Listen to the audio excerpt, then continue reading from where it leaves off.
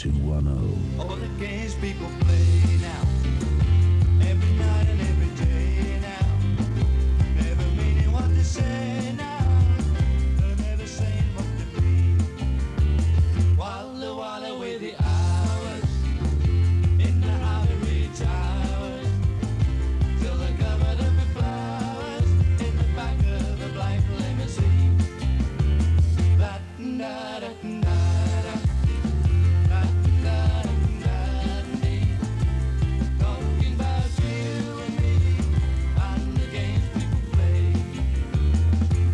Made one another cry, break our hearts when we say goodbye, cross our hearts and then we hope to die, and let the other one to blame, 'cause neither one of us will give it, though we gaze on an age again, thinking about the things that might have been, but it's a dirty rotten shame.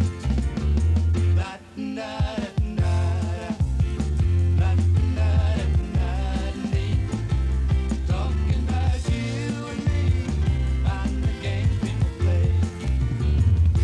Walking up to ya, sing glory hallelujah, then they try and suck it to ya, in the name of the Lord. They're gonna teach you how to live today, read your horoscope and cheat your fate, save your soul as far from heaven, hey, come on, get on board. La-da-da-da-da, la-da-da-da-da. Talking about you and me and the games people play. Wait a minute, look around, tell me what you see. What's happening to you and me? God grant me this remedy, but just remember who I am, 'cause you're giving up your sanity, all your pride and your vanity, turn your back on humanity, and you don't give a damn.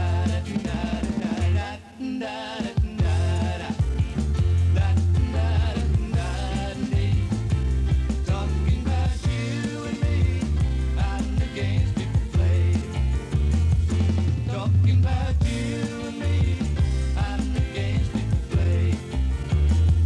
Talking about you and me and the games people play. Eclypse and the games people play, and that'll be the first track on the B-side of the EP that comes out. And we'll talk more to them after this. I think we better come to the mysterious Brian and actually have a chat. And what I'm going to say, in fact, is Brian, you managed the band. What were they like when you first heard them?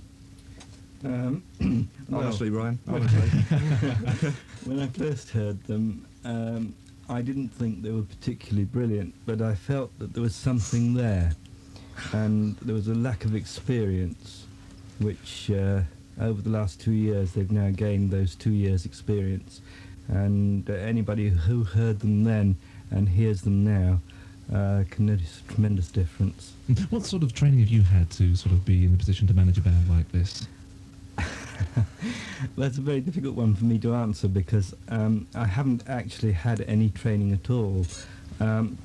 It goes back, in fact, something like about 16 or 17 years ago, when I was asked, or approached rather, by a local village band if I would sort of help them along the road. And one of the people that I can claim as being a friend of mine was Brian Epstein, the manager of the Beatles. And the first thing I did was to go and have a natter to him, and he certainly told me a number of the pitfalls to look out for. Well, and it's really gone from then. What it is to have influential friends. Excellent. Okay. This is a Charrington house, isn't it? Yes, sir. Very nice too. All a pub should be. I'll have a pint of their IPA, thank you. You can't be too careful. You can say that again. No, I mean, IPA is one thing. Charrington IPA is something else. You're something else and all, aren't you? 2 pints, please, love. Well, it's a traditionalist in me, I suppose. Maturity, life's little lessons, my son. Shall I tell you what else it is? No, thank you. I'd rather you didn't. Charrington IPA. Traditional draft bitter. 2-0, it's 26 minutes past 4 o'clock. Talking to Eclypse this afternoon, Nicky and Max and Andy. Right, what style of music, probably come to you, Nick, on this, are you actually aiming at? Everything. We try to please everybody, so we've got to take the sort of music that will go right over the board. Obviously, we're playing, I suppose in a way, a public dance, mostly when we do the dances, because we also do a show as well, you see, a cabaret show. Excuse the sniffing, I've got a cold. Well, getting over it anyway. Yeah, the audience can range from sort of 9, 10-year-olds right up to the people who want the Gay Gordons, that sort of thing. Yeah, you write the music. What's your influences? Well, it's a difficult question, really. I mean, your favourite artists and things like that? From I suppose, younger? yeah, I've got sort of wide range of artists that I like. I like people like Barbara Dixon. And any song, I suppose, with a good melody line and his actual music, I can appreciate. Right, let's move on to Ian. You're the drummer. I mean, what experience have you had of drumming before with bands? I've been probably going out gigging since the time I was 15. I think I got my first drum kit when I was 13 years old. You know, little £30 four-piece drum kit, and kept moving up from then and going through the usual sort of school bands you put together when you're at school. Somebody buys a Woolworths guitar and you start playing a few, you know, sort of status quo songs and things like that. And yeah, it's just progressed up the scale ever since then. In fact, what changes were made in the band when Brian sort of came across you? Brian was there before. You got a cold as well, yeah? So Brian, yeah. Brian was there before I was there. I joined up about a year ago, and things were already on the move then. So I just sort of fitted in and been strolling along ever since. Do you think the changes that have been made in the band are working?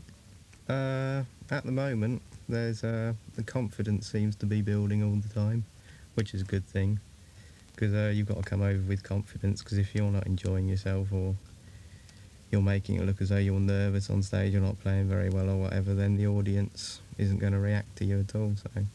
Right, Nick, you mentioned while the Games People Play was playing, in fact, that a lot of the instrumentation in that was quite interesting, and Max played a big part in it, yeah? Yes, there was, in fact, a very wide range of instruments played. And Max, although he will never admit it, is a very good musician, and he plays a wide variety of stuff. I mean, obviously, we've got to get him out this door before we go, but, you know, he can probably explain better the instruments he actually played through there. Right, OK, Max, well, before you go on to that, I mean, can I just ask a personal question? How old are you? I'm 15 and a half. 15 and a half. Well, that's quite young, so to be playing in a band as proficient as Eclypse. So what were you doing in that particular track? In Games People Play? Mm. Well, I was playing Steinway grand piano, Hammond organ, alto and tenor saxes. Yeah, that was it for that track, I think. Yeah. And in fact, we're going to hear a little bit later, after the next little bit of chat, which will come up after the news. In fact, some of the keyboards coming really into fruition with a program Harlem song called Where to Shade a Pale. And we will talk to you more, but at the moment it's time to cross over the newsroom and to know that a little bit closer to you and keeping you in touch. It's 4:30, this is Dennis Laxton.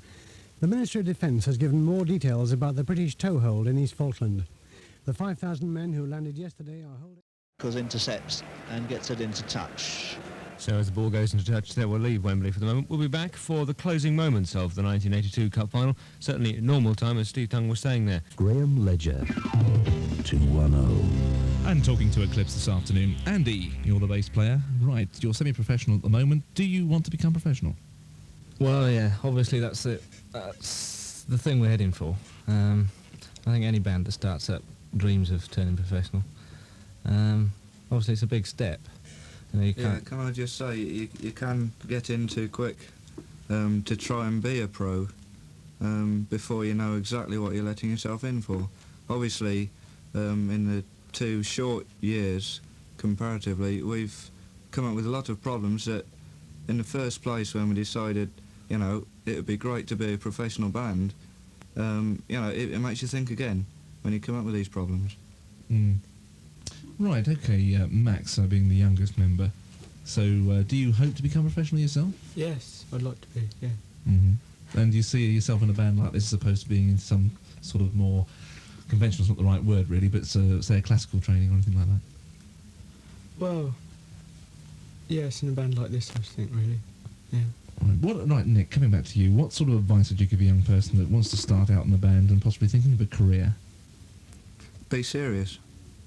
There are a lot of bands who, I know they just go out, obviously, to have a good time,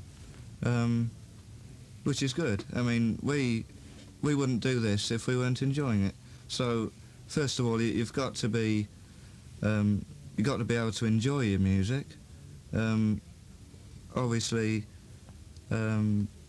you know, you've got to be dedicated as well. And possibly take a few knocks first. And, because when you get out on the professional circuit, or even semi-professional circuit, you're not playing to an admiring circle of friends, yeah? That's right, yeah. The first few gigs are very disheartening because you're in the practice room, everything's going fine, and when you've actually got an audience in front of you, it's totally different. Right. Okay, the record's coming out. When does it come out? Soon. That's all we can say. It's could be any time, sort of this next week, you know. Okay, and can we buy it locally? You can, yeah. You can buy it all over the place. In fact, You're having a special promotion day in about a couple of weeks' time, aren't you? Yeah. That'll be. Where's that going to be taking place? Well, there are big posters up all over Newbury saying, "Come and see us." It's in one of the biggest record shops. Yeah, in Newbury. And it might be linked with HMS Pinafore. Well, you could say that, yes. You could, right. Okay, fine. What are you doing tonight? You're gigging tonight, presumably, yeah? Yes, we've got to rush back. In about an hour and a half's time, we should be back. We're fairly fortunate, actually, playing in Newbury tonight. Mm-hmm. It's probably, in fact, although we're situated mostly in Newbury, this is perhaps, third or fourth gig we've ever had in Newbury. Because, and where is it? It's in the British Legion. Okay, right. Well, should be a good night. Nick, Ian, Max, Andy, and Brian, thank you very much for coming in this afternoon. Going to leave you with, as promised, that Procol Harum number, and it's A Whiter Shade of Pale.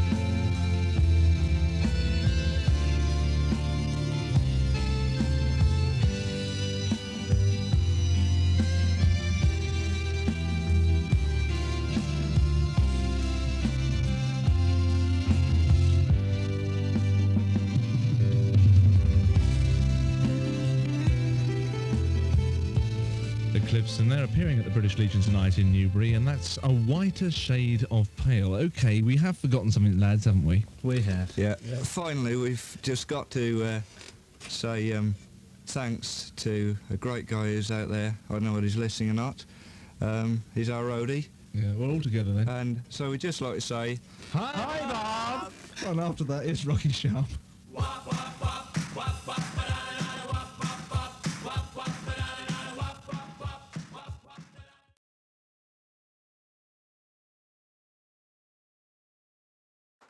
Because I knew everything about the world, I was 21 years old, I knew everything. So my job was to lead this guy astray. Like in any job, you've got to lead the new guy astray. Whereas with Sprouts? With Sprouts. So in came the catering staff, and we had all the turkey, and we had and this huge bowl of Sprouts. So everybody in the band said, "Thank you very much, we'll leave the Sprouts." Not him. I love Sprouts. Ate the whole bloody bowl full. It was quite a painful gig, actually.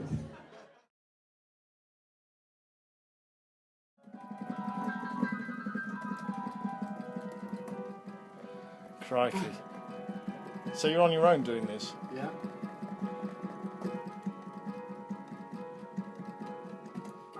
And the band come in here. Here we go. And the lamb lies down on Broadway. Do do do do. Brilliant.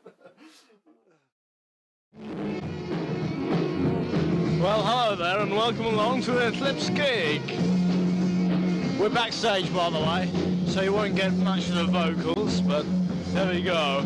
In the middle of blue suede shoes at the moment. Going right behind the back of the stage. Having a quick drink.